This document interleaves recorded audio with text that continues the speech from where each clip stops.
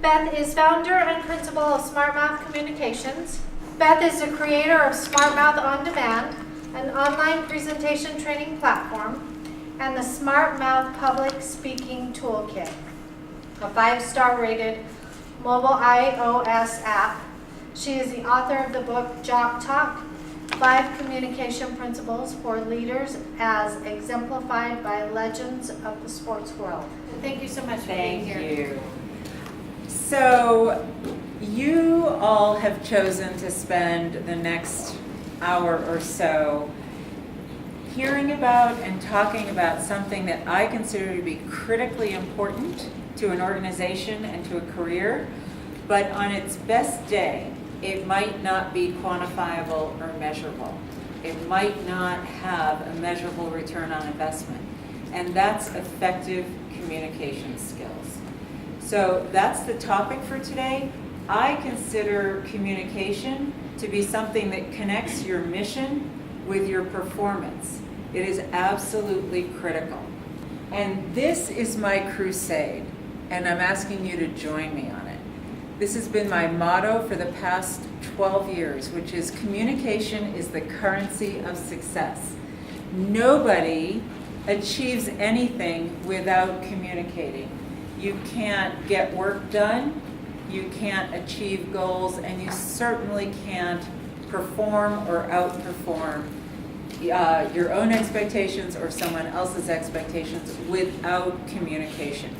So it is absolutely critical to careers, and it's absolutely critical to organizational effectiveness. And so I believe that communication should be something that is either an organizational value or a performance imperative. So this talk in this hour, the last one was very hands-on, tactical. This is more of a thought piece. This is more of a way to get you thinking about how you personally or your organization embraces communication and how you value it, whether you value it, whether you embrace it, and what might be missing. So I'm going to make the case. I'm going to give you a brief, simple roadmap for how you might get started in your organization, embracing good communication skills as a value or a performance imperative. And then finally, I'm going to give you 2 really practical, actionable tips, my top 2. And I want you to think about using those either for yourself to be a better communicator and or as a way to observe and evaluate your organization, like, how are we doing? How are we doing? Okay, so before I get into all of that, how many of you have seen The Devil Wears Prada? I thought that. Sure. Okay, so you know that this is Meryl Streep, and she plays the lead role. She plays the role of a very demanding, exacting, unforgiving boss in the fashion industry in New York. She leads and trains her employees through fear and intimidation. She asks her assistant to get her a private jet when her commercial flight is canceled due to a hurricane. She makes her assistant get an early manuscript of Harry Potter before it's published. Nothing is forgivable or excusable in her world. So when the movie first came out, I took my daughter Hannah, who was probably 11 or 12 at the time, to see the movie with me.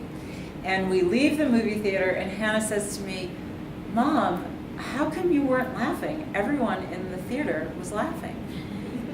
And I had to say, "Hannah, I was having PTSD." And then I went on to explain this woman named Carol, who I worked for in New York in a corporate communications consultancy.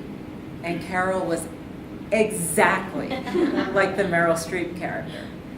In fact, a couple of years after the movie came out, a Facebook group popped up of all my former colleagues.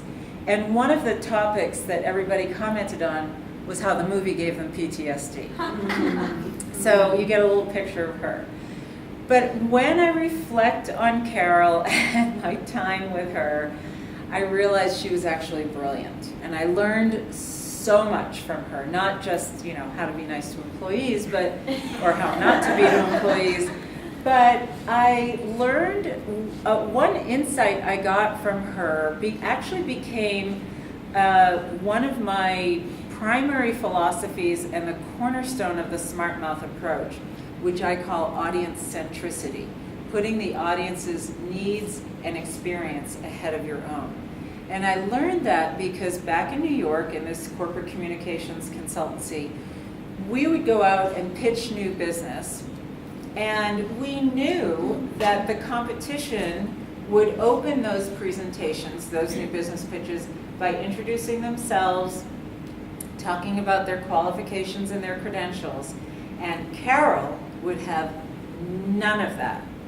She would tell us, I don't care, make something up, go out on a limb, but I want you to talk about the client first. They don't give a rat's behind about us. It's like, okay. So I learned from that because we pretty consistently won the new business. We connected and we engaged with these potential clients pretty quickly. And that actually stuck with me. And when I coach or train groups that are going out to either do new business pitches or client meetings or anything like that, I always stop them dead in their tracks and say, no, you need to talk, I say it a lot more nicely than Carol did, you need to talk about the audience first. You need to connect with them by talking about them, their business, their challenges first. I don't say make something up, they don't give a rat's behind about you. I have so many Carolisms that I won't go into. But audience centricity became incredibly important, and it is important to me to this day in terms of communication. So, quick background, I left New York, went to work for a client in Atlanta as the director of corporate PR. Then I took a number of years off to birth and raise some babies who are now large. And but I had always had this idea in my head from my previous experiences in New York and Atlanta that there are a lot of smart, accomplished people, really amazing businesses out there who don't know how to harness their communication, who don't know how to make a message and deliver a message that's sticky, that lasts, that audiences can retain. And they don't know how to shape their communication. So people can be smart and effective at what they do, but they can lack good communication skills. And so it had been an idea in my mind, and I established Smart Mouth Communications here in Salt Lake in 2005. And I love my work, and so this presentation really shares with you kind of the underlying thinking behind that. So I talked about audience centricity, which is really the cornerstone of my approach, but it's also the first chapter in my book called Jock Talk. And I'll admit, because we're in a group of women, Jock Talk and using sports stories was like a cheap shot to get, those road warrior men in the airports to stop in the bookstore and pick up a nice thin book that they could read and digest while flying around the country, and it actually worked. So, but I do love sports, and I love sports analogies, and I do work with a lot of athletes, so it wasn't that far afield. But so audience centricity is the first chapter. But in the introduction of the book, I start to make the case for why good communication skills need to be on your radar screen. And if you'll indulge me, I'm just going to read one paragraph. Most leaders have imbued their organizations with the drive to win and have put into place a training regimen to capture the gold. Sports reference. Consider these words: mission, values, excellence, accountability, productivity, efficiency. Words like these are rightfully part of the lexicon of organizations that strive to rally their employees to achieve greatness. But too often, an important word is missing in the pursuit of a winning performance or a world-class reputation: communication. No one is making communication a part of the training regimen. That's probably because communicating is assumed to be something people just do, like breathing. But it's not. That begins the case for why this is important and why this should be on every person's radar screen for their career and not on every organization's radar screen. So I want to go through the elements of the case for why you should embrace good communication skills. So anecdotally, I can tell you that I hear from clients and potential clients all the time that communication skills emerge at performance review time as the #1 performance need. And just by a show of hands, how many of you would say that kind of resonates with your experience? Right. So it's amazing how prevalent that is. In fact, I've gotten in the habit, like I did with you, of asking people, what's it like in your company? Especially if I meet an HR person, I say, what is the biggest performance need? And they'll be, oh my gosh, it's communications. Very interesting. Yet, when I talk to these companies or these clients or potential clients about training and coaching, here's the answer I usually get. Our associates are so busy with trainings that relate to how they actually do their jobs. They don't have time for something like communication training. Like, really? That's ironic, isn't it? So it's very interesting. I understand in certain industries there are compliance trainings and safety trainings, and there are a lot of trainings. There's a lot that takes up people's time.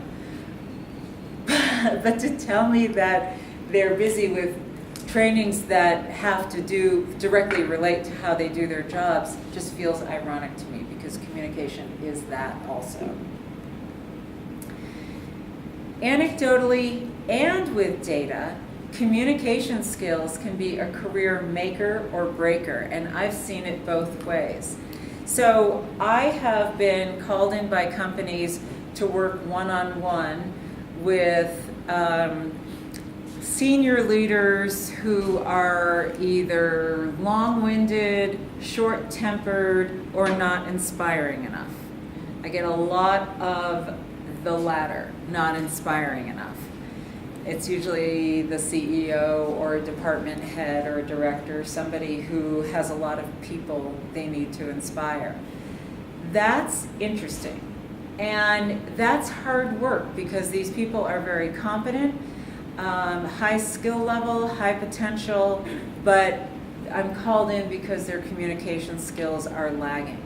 I've also been called in to work with people who are slated to succeed somebody. They're slated to go up the ladder, and the only thing blocking them is they're not quite up to par on their communication skills. So I'm thinking of this one guy at a very large company who I was called in to work with, and the CFO of this company had announced that he'd be retiring in 2 years, and this guy was actually set to become the CFO of this company. And I was told, you have got to work with him. He can never be the CFO. He's the best person for the job, but he can never be the CFO, because when he delivers a presentation to the board of directors, he bores them to death.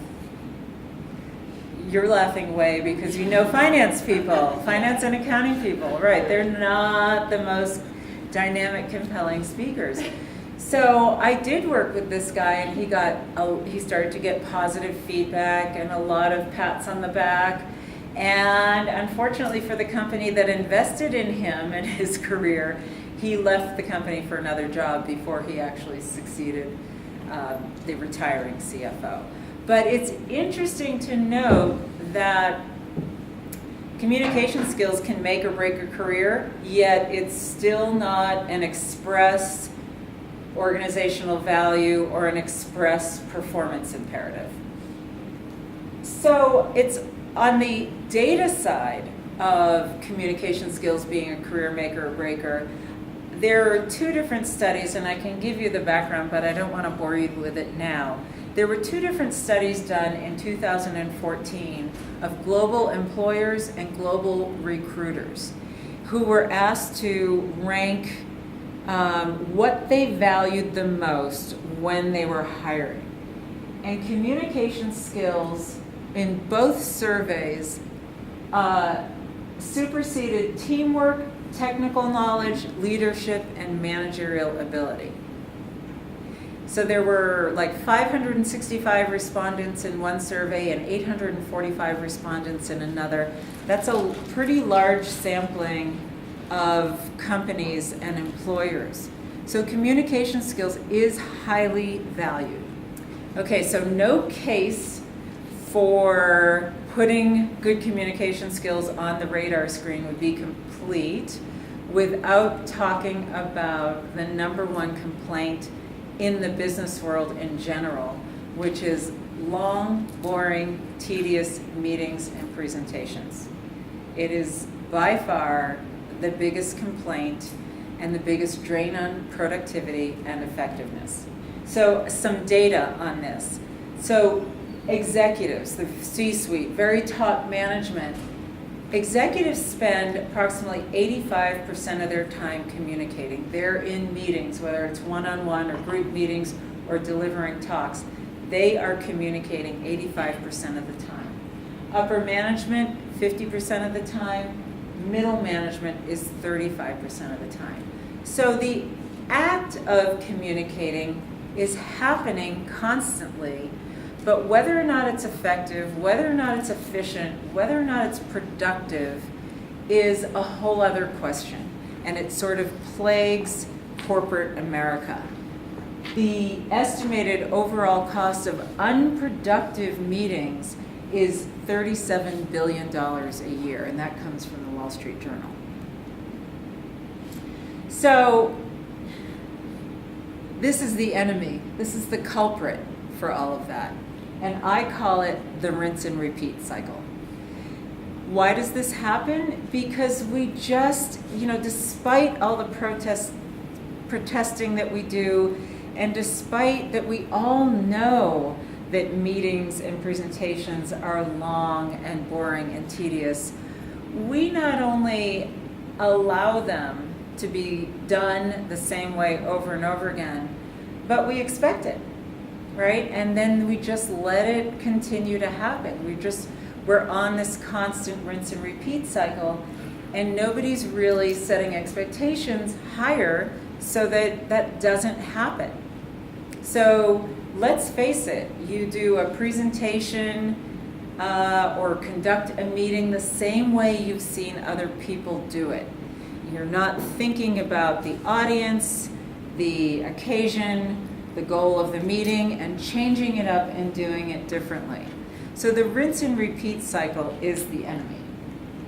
I hope I built the case for why communication is so important. Now I want to give you the brief, simple roadmap for your own organization, for how you might embrace good communication skills and get them on the radar screen for your company with these 3 steps: modeling, standards, and training and coaching.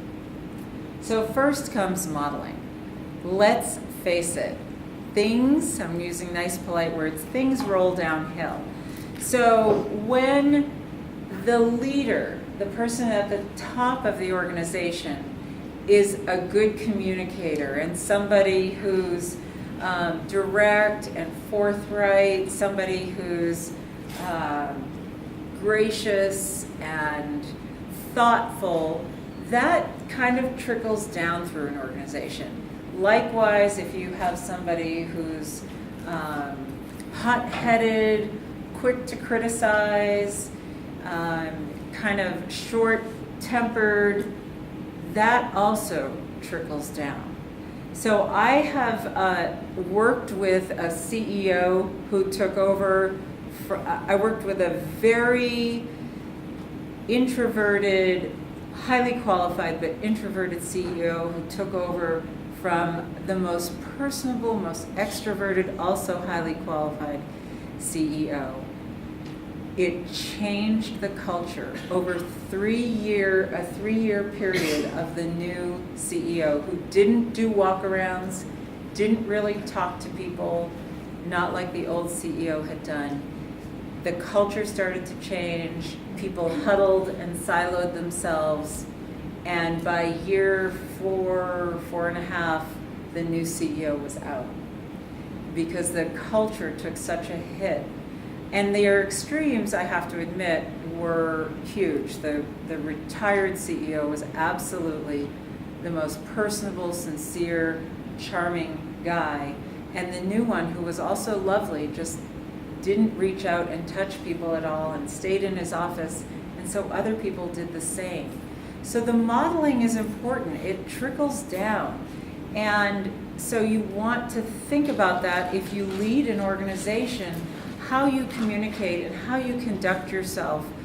Body language, tone, words, they all matter. The second piece of the roadmap is to adopt some standards where you set the bar for your employees. You let them know what's expected and what kind of a tone you want your organization to put out, either whether it's internally or externally. So for every organization, it may be different, and you can find guidelines. You can identify your own set of standards, but you want to set the bar high. So my book, Jock Talk, is sort of a basic starter set of 5 core principles. So the first one is audience centricity, that idea that you put the audience's needs and experience in a room ahead of your own.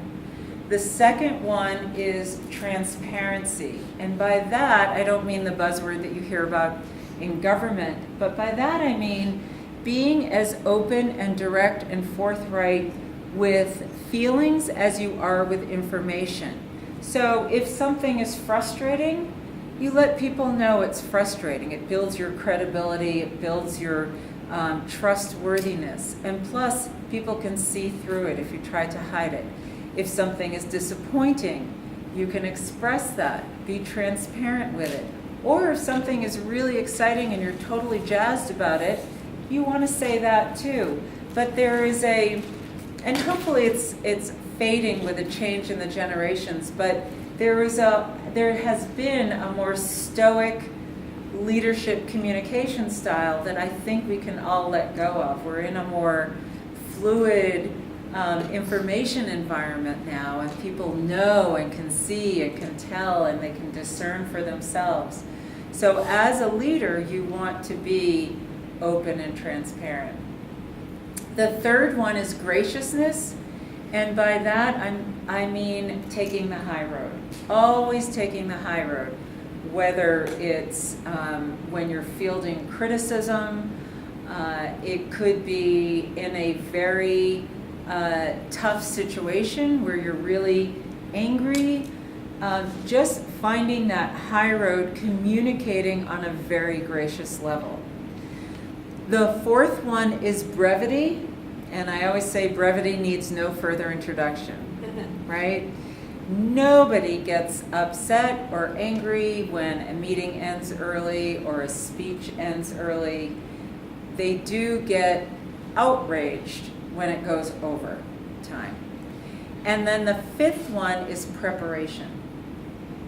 So, I know that people are busy, and I don't expect everyone to be 100% fully prepared and rehearsed for every meeting or presentation that they walk in to, but I do think that what you need to remember is when you're talking to a group of people, you are asking for their time and attention, which is a huge ask.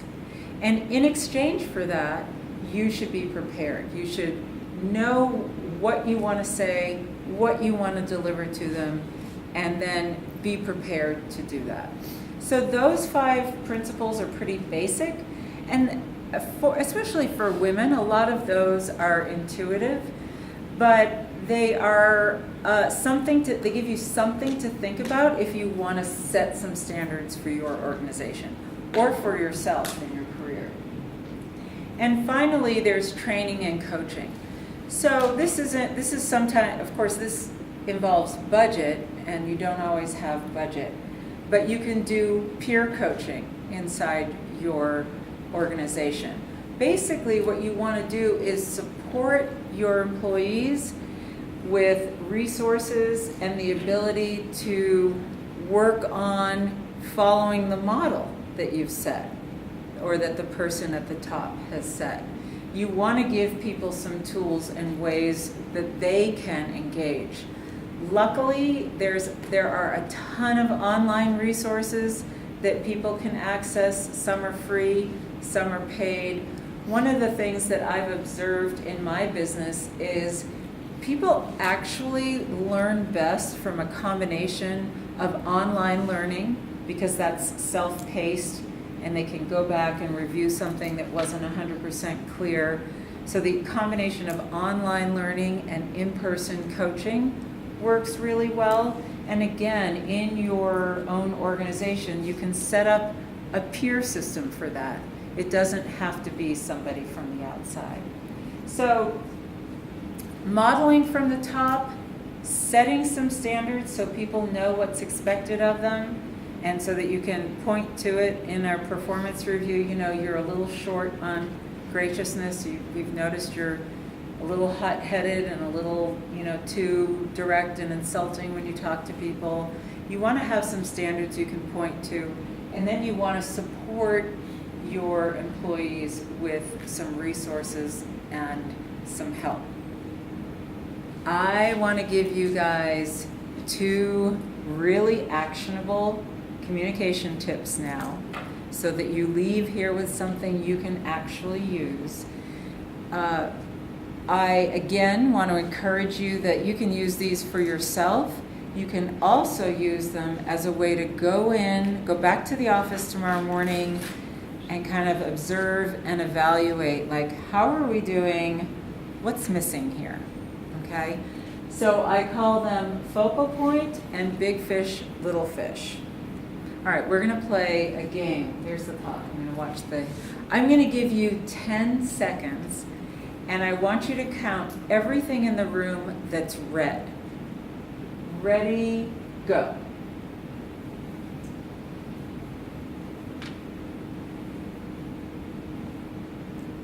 Okay, stop.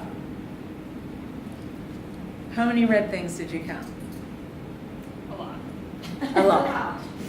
If we count the chairs just as one category. I know, the chairs happen to be red. That's our version of red. 8. Okay. I think I got 12. 12. Okay. Let me ask you this. How many blue things did you count? 1? You counted a blue thing? Your dress. Oh. It is. It's navy blue. So why didn't the rest of you, other than Jen, why didn't the rest of you count anything blue? I asked you to focus on red, and you did. And so do you consider yourselves just, followers? You do exactly what you're told. You don't think for yourselves. No, you all think for yourselves, right? But somebody told you where to place your focus, and you did it. So I call that a focal point. It's guiding your audience straight to the bullseye. So I asked you to look for red, and with one minor exception, because there are more blue things in the room, you all looked for red very obediently. Audiences do that. If you tell them where to put their focus, they will do it. And so in a meeting or a speech or a presentation, there should always be a piece of your opening that tells the audience, gives the audience a directive or a call to action. So I told you early on in this talk, I want you to leave here with some food for thought and some actionable tips. It's telling your audience what they're going to get out of it. It's not a repeat of your topic. It's not a restatement of your main points. It's what do I want you to do with all of that, the topic, when you leave here. So I told you this was a thought piece. You're going to get some food for thought about your organization and also some actionable tips. And then if you drift off and come back, you still know what's expected of you and what you're supposed to be getting here. So very often when you sit through those meetings and presentations where you leave and you go, well, that was interesting, I guess, but I'm not sure exactly what I'm supposed to do. What are we supposed to do, right? That's where the person presenting or leading the meeting has forgotten to take your attention and put it on the bullseye. Okay? The simplest way to arrive at a focal point is to sit quietly and say, okay, from this meeting or presentation, what is my desired outcome? And you take the answer to that question, turn it into a sentence, and say it. That's a focal point. It's really pointing your audience's attention toward the outcome. So that's tip number 1. And tip number 2 is big fish, little fish. Okay, so here's what I want to tell you about this visual. This represents everything good and bad about how people communicate. On the right, we have the big fish, and on the left, we have 4 little fish. In communication, no matter what the occasion, what setting it is, we have message points, we have our main points, and we have information.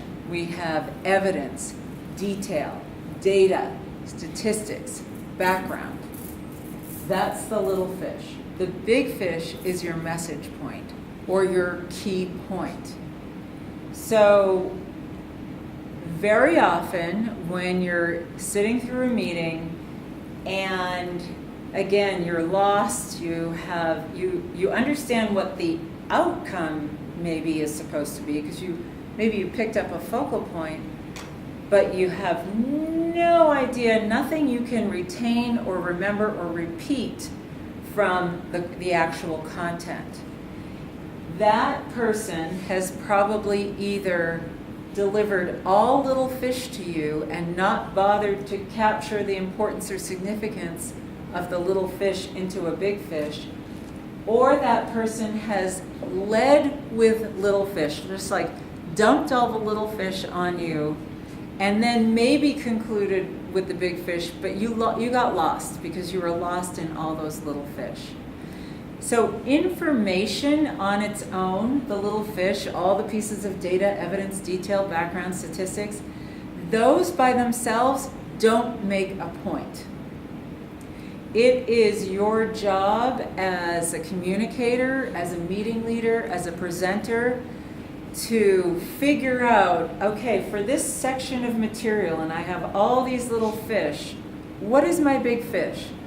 What can I say in a statement that will capture the importance or significance or value or benefit? What am I trying to give the audience?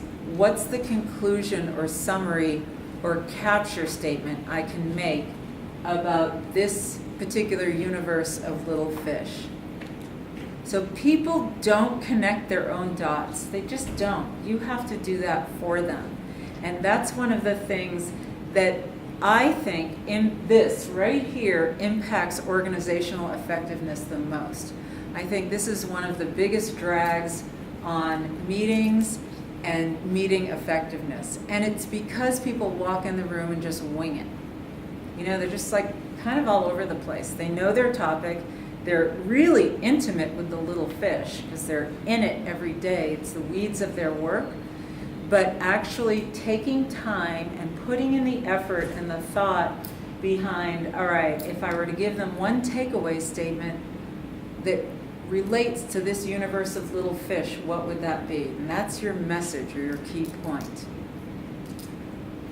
So that's it right there. You could diagnose the speakers and communicators in your organization, and you probably will. Once you leave this room, you'll go to a meeting and be like, well, that was an ocean full of little fish. Where was the big fish? Or you'll start to challenge people and say, okay, I heard you on all of that detail. Can you summarize what would the benefit be of all of that? Okay. So I'll leave you with those thoughts. Those are the two tips I have, the focal point and big and little fish. Be curious to know how it goes when you go back to the office.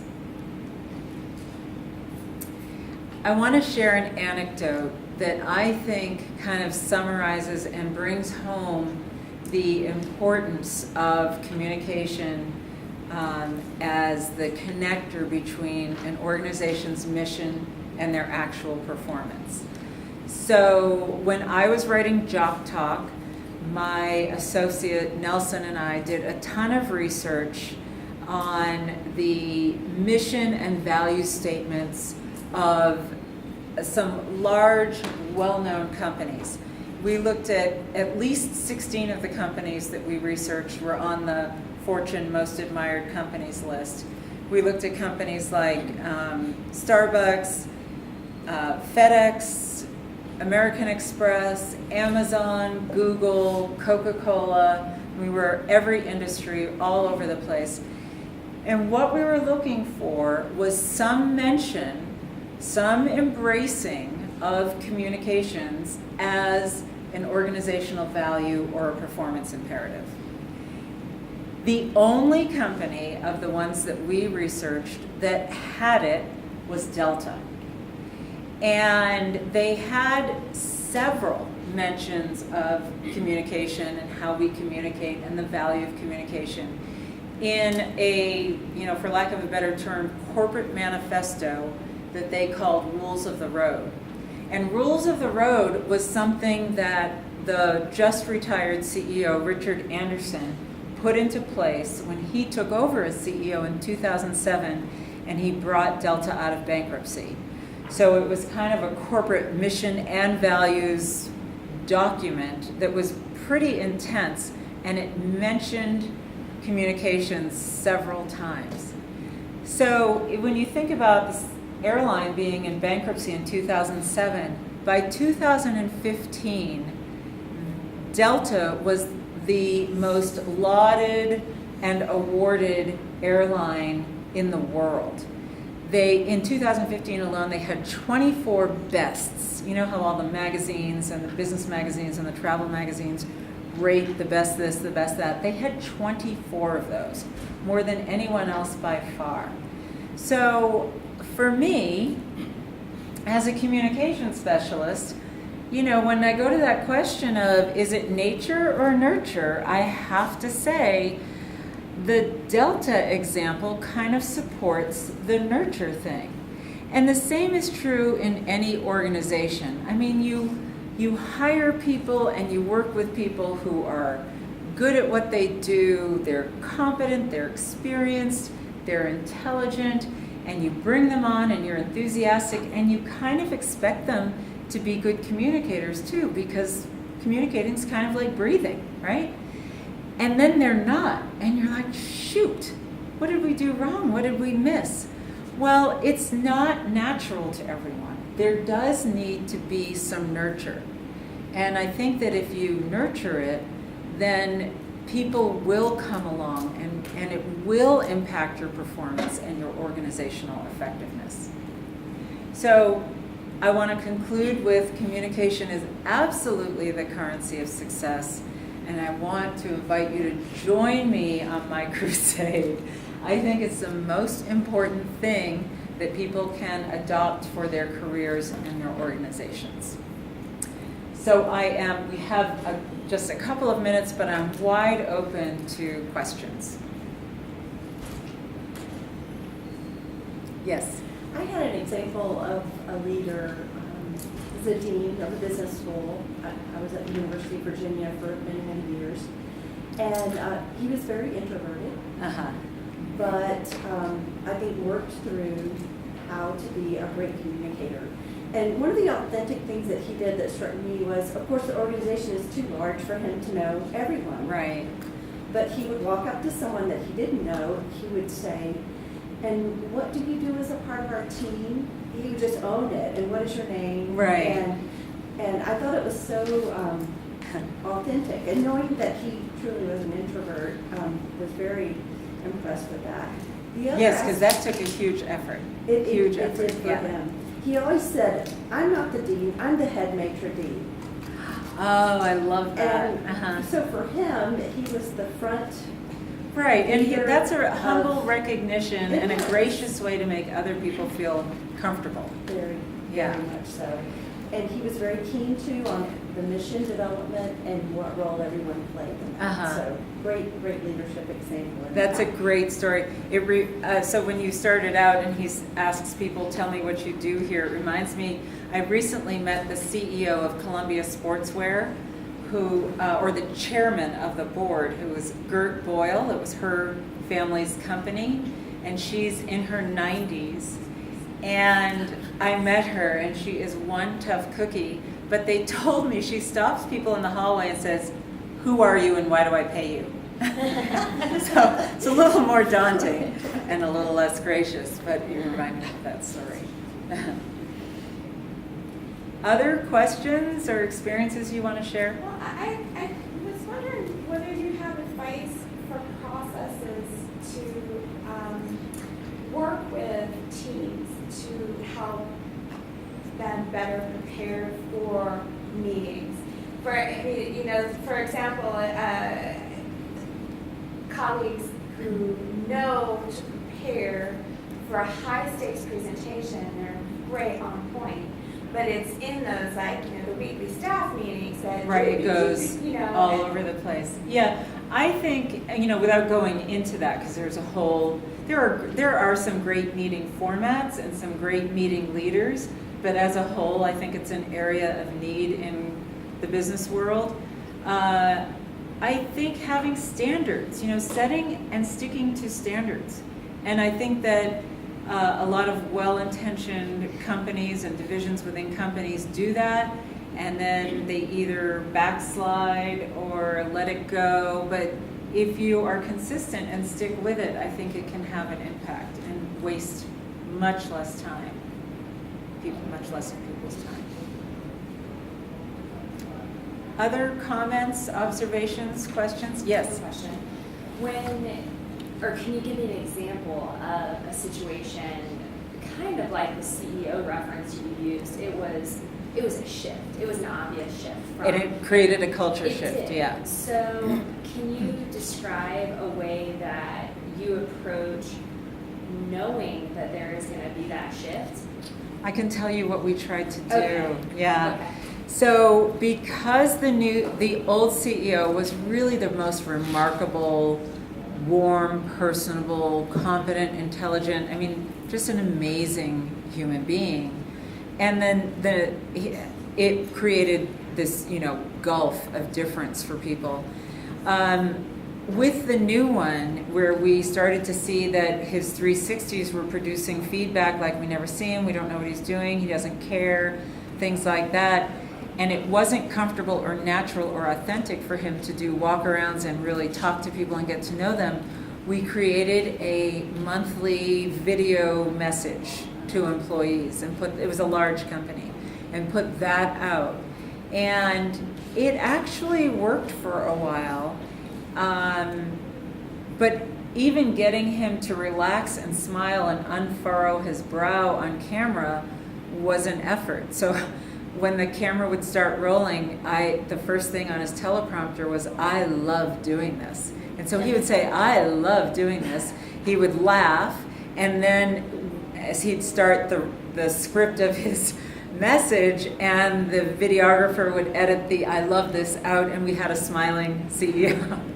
So that was, desperate measures for desperate times. But, there are things you can do with people to compensate, but we could only do it for so long. And, people really needed to see, feel, and touch, and have the culture, and have more of a collaborative, interactive culture from the top down. Well, I'll be around for a couple of minutes if anyone wants to chat, but I just want to say thank you for attending, and thanks for your attention and participation. Thanks.